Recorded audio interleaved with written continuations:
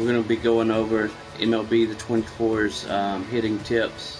I did one in the past for previous MLB show games, and today we're going to be going back in practice. So when you first load the game up, come down, and we're going to go into custom practice, and I'll show you a few things. So I'm assuming that someone's kind of brand new to the game, first year, first time.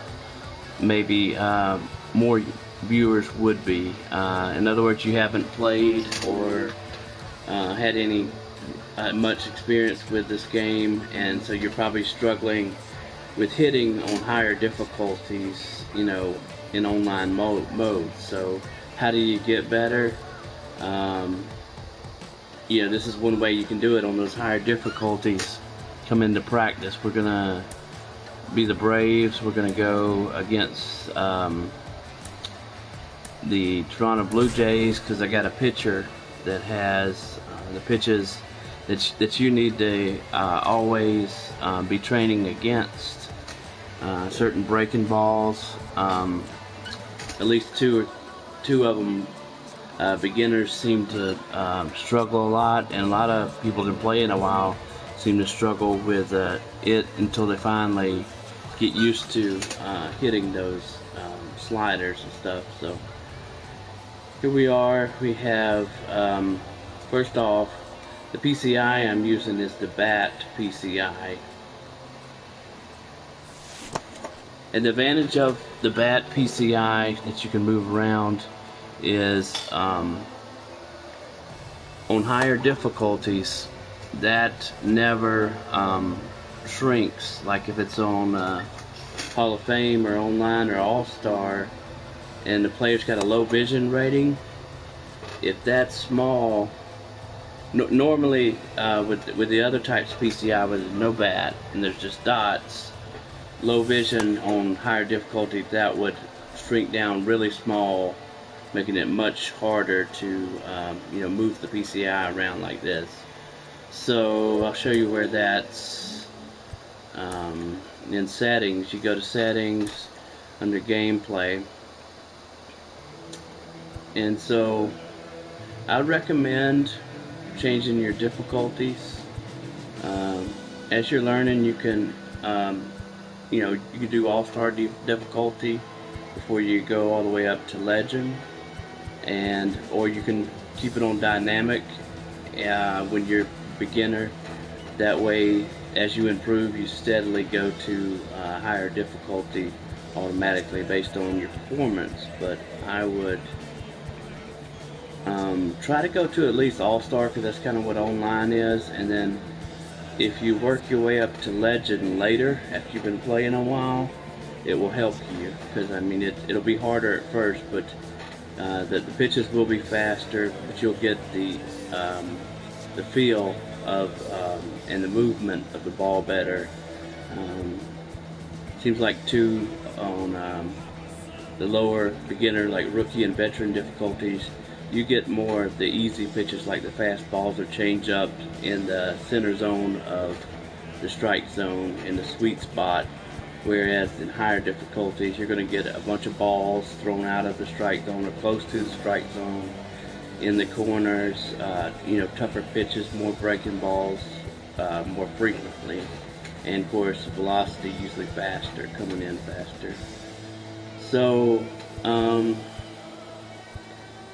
from what I hear, that BAT PCI is kind of a new addition to the game, and it kind of gives the advantage to the players that are going to be playing on higher difficulties, from All-Star to veteran. I mean, from All-Star to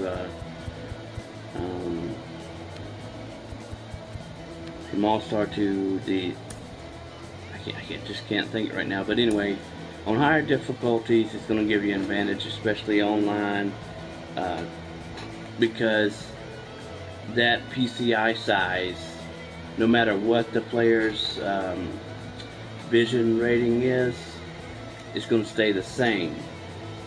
no matter whether you're on rookie, veteran, or all-star or higher.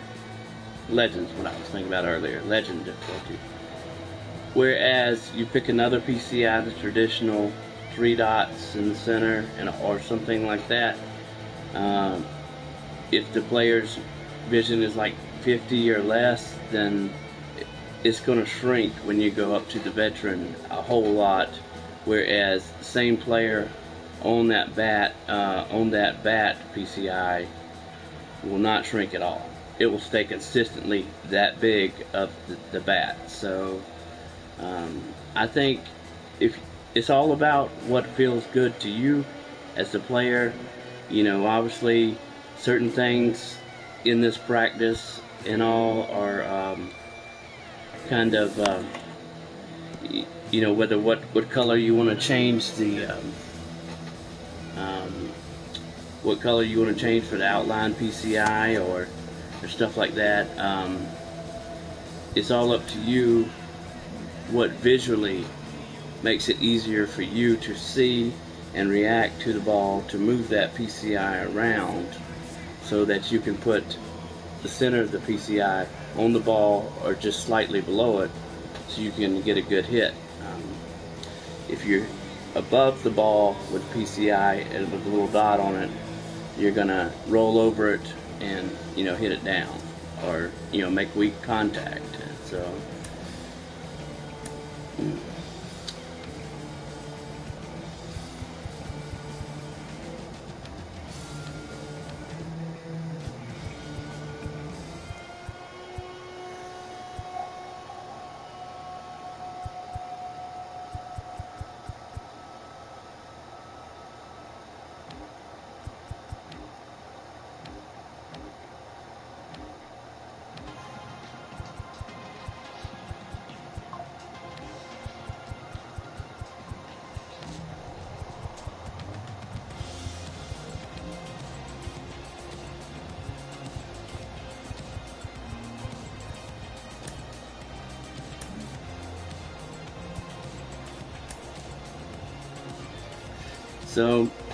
I recommend too that, as you can see on the screen, I got the controls up. So with zone hitting, the left stick is what you move up, down, left, right to move that PCI object to where the baseball will be coming to for the path that the bat swings. And so for that is part of zone hitting, and the right stick, the other right stick, is, you can, depending on what your settings are, you can use it to do like a forward, like as you see in the diagram. If you just push that forward, if you got it set that way, that will do a normal swing, or that way it'll be a sideways or left or right will be a contact, and then power string down or up, you know, for the strident swing. Personally, I don't do the,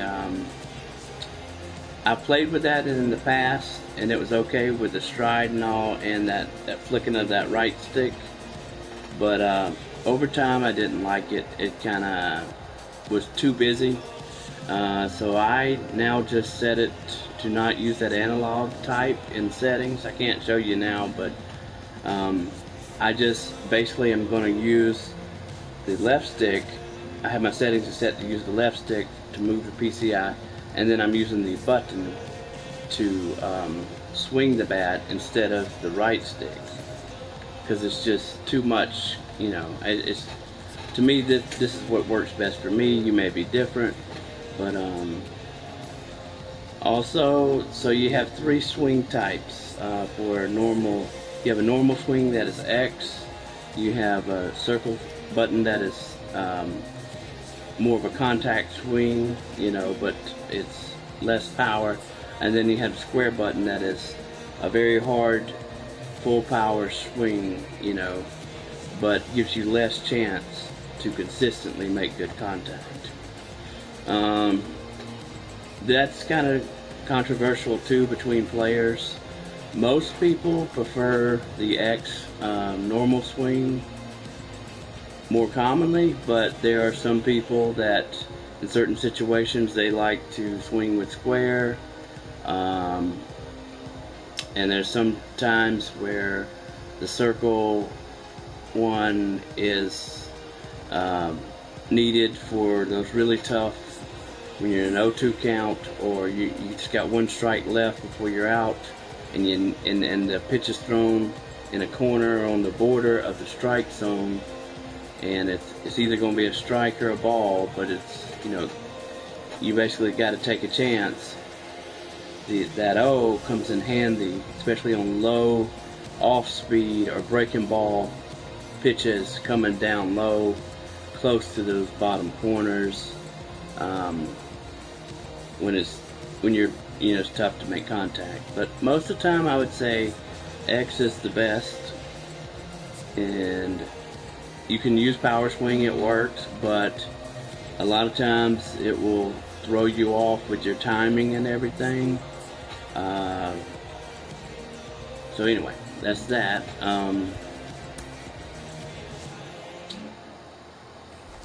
So let me talk about pitches for a minute. I've hit the R2 button to bring up the pitches that the pitcher is throwing. The most common is fastball. It has a straight trajectory.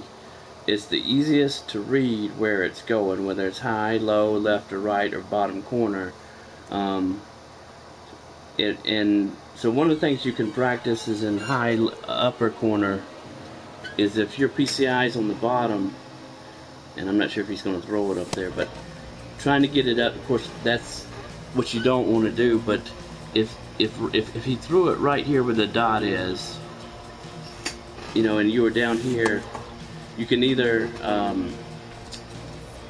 put it up here, keep it up there, and be ready for it if you notice a trend where the pitcher has thrown it there a couple of times, or you can keep it in the middle and then just do this movement, or or that kind of deal for the high ones. So the other pitch would be, it's not on, this picture doesn't have it, but the changeup is usually low. So this represents our hot zones. So usually changeups in these bottom three squares can be below the strike zone, but generally, if the pitcher is throwing low a lot, whether it's fastball or changeup, you expect the changeup to usually fall within that area. Those are kind of common. Sometimes a mistake would be if in the middle row of squares in that strike zone, this, and this, if it somehow is thrown by mistake in these zones, fastball or changeup, it's likely to be crushed by a good power hitter. So he just threw a cut fastball. That is one of the pitches that is good to practice. And that last pitch he threw was a slider down low. And cut fastball kind of goes that way. Inside, it'll start inside and then it'll move to the left, depending on your pitcher. And the slider kind of goes the opposite way. It'll move right.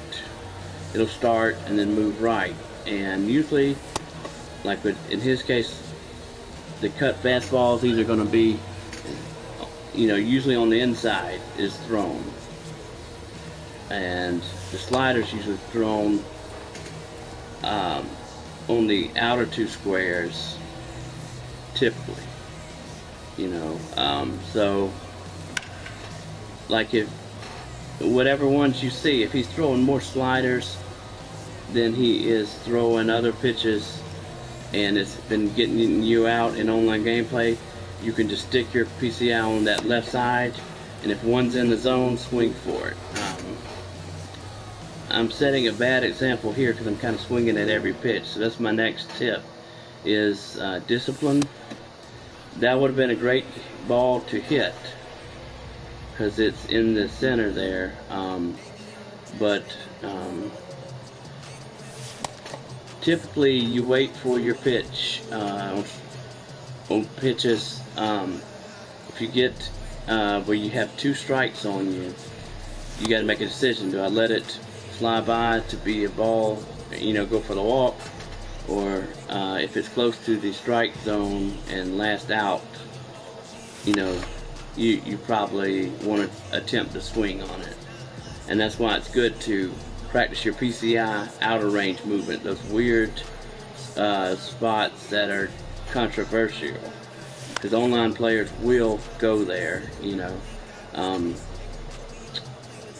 but sometimes first pitch or second pitch you can get a fastball or something thrown right down the center, and you're going to want to you're going to want to swing if it's right in that center square and very hittable and all. Like in that center to the left, like that slider was right here. Yeah, you can hit it like that, and depending on your player, hitting ability, you may or may not, and who's on base. Sometimes things that are lower and inside like that, or outside, can, depending on where the player's on first base or second base, can get you into an easy double play. So these areas here, so typically you want something kind of close to where the belt is, or just high enough where you're gonna at least pop it up, or get a good hit, a powerful hit, and not a ground ball. So I usually, when I play, I'm not talking that much, so like it's hard for me to show things and concentrate, because usually I'm concentrating on watching that the ball come out of the pitcher's hand, the path that the ball is curving or not curving, and the velocity that's coming in and the location I think it's going. So during his windup, that's another tip. You can watch that and get an idea. And my other tip is, a lot of the breaking balls, wait, because if you're late, a lot of times, even if you don't hit the ball with solid contact, it can save you. You can foul out. It can save you from being out. So, and it'll wear the pitcher out in games where they'll have to take them out eventually. So, I recommend doing this for. You can do it every day, or you can do it whenever you feel like it. Once you get the hang of it over time, you will start realizing do's and don'ts for when to swing, not swing, which pitches and locations are, terrible, like that one. For grounded out in the double plays or pop-ups. And so that's it. This PCI is really, because of that, at higher difficulties, the size of that PCI is never going to change. But if you choose another one that's not that bad PCI, and maybe has 3 dots, maybe it has a diamond, that one can shrink based on the stats of your card in Diamond Dynasty. So it's just the game, like the more you play, the better you get, and the more years you play, like I've been playing since 2012, the better you get. And also it's a game of discipline. Like usually early in the count, let a few balls fly like that. When you see it, when you can kind of see it part of the way coming out of the pitcher's hand, you kind of know how far off it's going to be, if it's going far left or right, and chances are it's probably going to be not a strike. But you usually can take 2 strikes or 1 strike before you need to attempt to swing if the pitch is not good. But if it's in this hot zone here, in the sweet spot areas like that, you need to take a chance anyway, whether it's 1 strike, 2 strikes, or on your last strike. But anyway, also playing Road to the Show will help you. It's a little bit easier than Diamond Dynasty hitting in Road to the Show. It just is, and of course you're not playing online either, so but anyway, but also you'll find that if you're big into Diamond Dynasty, just playing Conquest matches, which are 3-inning games, and you're getting reps, you're getting practice, but you're getting XP, you're getting challenges done for cards that make your lineup better. And so yeah, so over time, you know, you'll be able to just play more, and you'll always keep your consistency. So thank you for watching. I hope some of these tips help, especially if you didn't know about the new BAT PCI that I'm having here. That's an advantage for online players and all, and hopefully some of these tips helps you out. Thank you. Have a good day.